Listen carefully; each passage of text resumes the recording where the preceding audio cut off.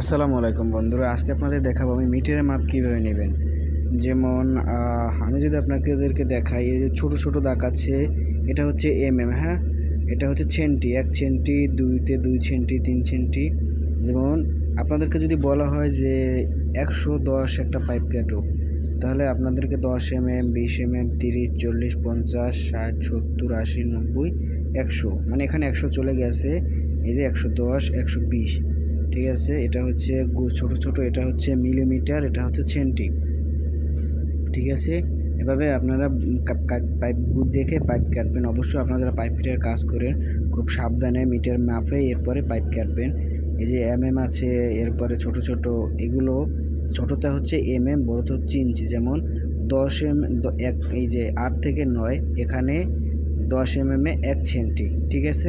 বন্ধুরা সকলে ভালো থাকবেন। আসসালামু আলাইকুম।